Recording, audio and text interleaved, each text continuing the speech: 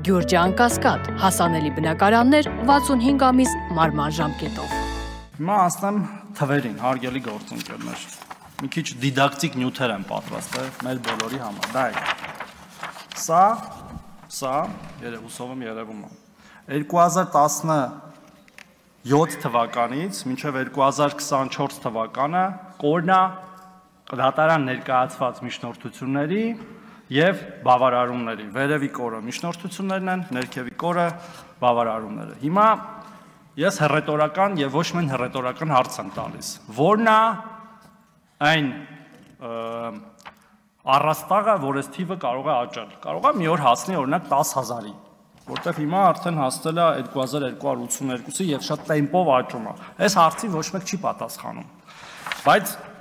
մյուս կողմից որ ասում են, որ բանա, դե հանցավորության դեմ պայքար եք իրականացնում։ Բա այդ դեպքում, հարգելի գործընկերներ, ինչի է մեր քրեակատարողական հիմնարկներում ապրիլի 1-ի դրությամբ ավելի քիչ դատապարտված մարդ, քան կալանավորված։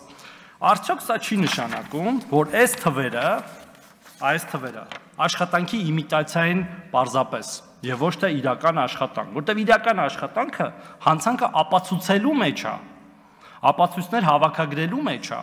եւ հետո նոր մարդկանց մեղադրանքներ առաջադրելու եւ դատարանում պնդելու այդ մեղադրանքը ու ստանալու մեղադրական դատավճիռներ։ Բայց մենք չենք տեսնում դա։ Ես առաջի անգամ սրա մասին խոսեցի անցյալ տարի դատախազի հաղորդման ժամանակ, հետո կիսամյակային թվեր նայեցի, հետո տարեկան թվեր նայեցի, բայց իրավիճակը չի փոխվում։ Եվ մեր գործընկերները ասում են ամեն ինչ նորմալ է, կամ առնվազն չեն խոսում դրա մասին։ Պարոն Նահապետյան, հիմա ձեր զեկույցի ժամանակ եմ ես ելույթ ունենում, խնդրում եմ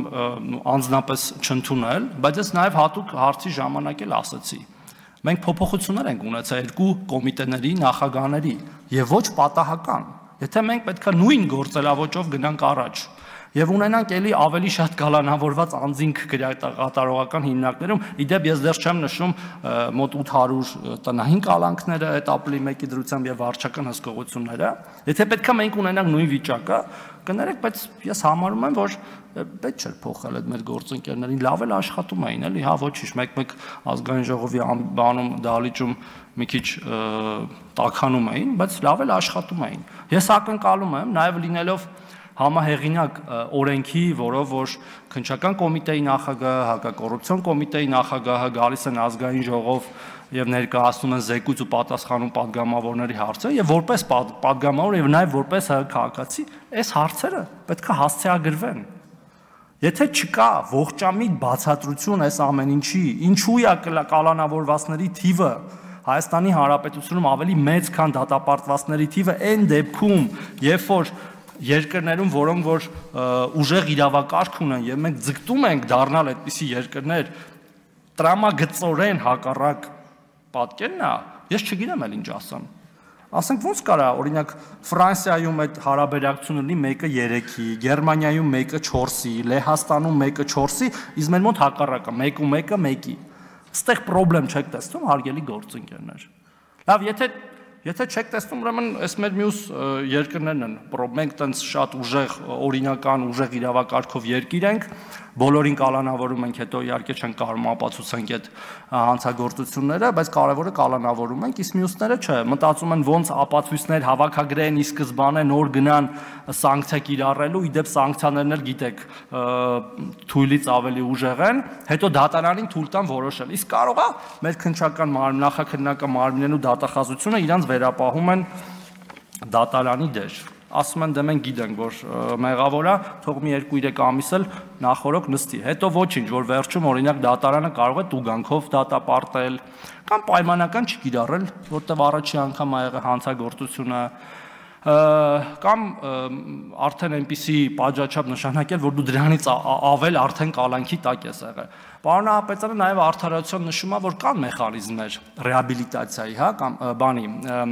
կոմպենսացիայի, բայց քանի նման դեպք ա եղել, քանի հոգի ա պատրաստ դատվել պետության հետ, անհիմն կալանքից հետո, տենց դեպք կա, ես չգիտեմ, բոլորն ասում են շարես փորձանքից հեռու, լավա պրծել ենք, Մի հատ էլ գնանք դատվենք, ասենք բան, մեր կորցված եկամուտը հետ տվեք, մեր չստացած աշխատավարձը հետ տվեք, մեր բարի համբավը գնահատեք, չգիտեմ, միլիոնավոր դրամներով կամ նայած ովա դոլարներով ու վերադարձրեք մեզ։ Ես իրականում կարծում եմ, որ պետք է սկսվի այդ process-ը, որ մի քիչ սթափվեն մեր գործընկերները, բայց ես կարծում եմ, տենց դեպքեր ամեն դեպքում, եթե լինել չեն լինելու, շատ քիչ են լինելու։ Այս ամեն ինչը ինչի համար եմ այս ամեն ինչի մասին խոսում, որտեվ այն ջայլամային տրամաբանությունը, որ մենք մեր գլուխները մտցնում ենք ավազի մեջ ու ասում ենք, որ ամեն ինչ լավ է, չի կարող պարզապես շարունակվել, հարգելի գործընկերներ։ Այս իրավիճակը պետք է փոխվի, չի կարող չփոխվել, կամ մեզ պետք են ողջամիտ բացատրություններ, թե ոնց է ստացվում այսպես։ Ոչ նա ենք տեսնում, ոչ նա։ Ու սա ես չեմ անձնավորում, հա, որտեվ պարզա այդտեղ հազարավոր մարդիկ են աշխատում, բայց գոնե այդ իրավապահ բուրգերի վերևում կանգնած մարդիկ պետք է անհանգստանան, պետք է հանձնարարականները կամ ակնկալիքները իրանց բուրգերից այլ լինեն, ասեն հարգելիներս, ինձ պետք են վճիռներ, դատարանում վճիռներ, ոչ թե գրակատարողական հիմնարկների ծանրաբեռնում մինչ դատական վարույթում, այլ վճիռներ, որպեսզի հասկանանք, որ իրոք արդարադատություն է տեղի ունենում։ Մինչ դատական կալանքները ոչ մի կերպ չեն կարող համարվել արդարադատություն կամ արդարադատության ինչ որ, հա, մի փոքրիկ կոմպոնենտ կարող են, եթե բացահայտումներին են նպաստում, դա էլ հասկանում ենք ինչի համար է տեղի ունենում։ Կալանավորում ենք ցանկալի ցուցմունքներ ենք կորզում իրանց անձերի նկատմամբ, իդեպ դա ոչ միշտ է տեղի ունենում, որտեղ դեպքեր կան, որ օրինակ տեղի չի ունենում, դա տեղել ինչ որ կասկածներ կան հայեցողությունների կամ ուրիշ անձանց նկատմամբ, բայց հետո գնում է դատարան, դատարաններում կամ տարիներով քննվում է, իդեպ դա էլ է մի ուրիշ խնդրեմ, ասենք գործեր կան 300 վկա է, պատկերացրեք քանի տարի դա կքննվի, էլ ում է հետաքրքիր այդտեղ վերջում 5-6 տարի հետո դատավճիռ կլինի, թե չի լինի։ Ամփոփելով խոսքս, հարգելի գործընկերներ, հատկապես նաև իմ մեր ազգային ժողովի падգամավորներին է խոսքս ուղղված, ես առաջարկում եմ, որպեսզի մենք հետևենք այս վիճակագրությանը ու եթե այն չփոխվի դեպի ողջամիտ թվեր կամ բացատրություններ չլինեն, մենք միգուցե օրենսդրական փոփոխություններ պետք է անենք, հարգելի գործընկերներ։ Միգուցե ինչ-որ սահմանափակող ֆիլտրեր, ռեժիմներ պետք է կիրառենք, որտեղ եթե մեր գործընկերները իրանց աշխատելավոճում նույնն են մնում, բայց մենք ենք պատասխանատու այս ամեն ինչի համար։ Իրանք պատասխանատու են որպես պատվիրակված, հա, լիազորություններ իրականացնում մեր ժողովրդի կողմից, բայց մենք ենք ընտրվել եւ մենք ենք պատասխանատու մեր քաղաքացիների առաջ։ Այսքանը երևի նորից խնդրում եւ կոչ եմ անում ուշադիր լինել այս թվերին, հարգելի գործընկերներ, ներկա եւ բացակա, եւ սրա մասին խոսել ու փորձել լուծումներ գտնել։ Շնորհակալություն։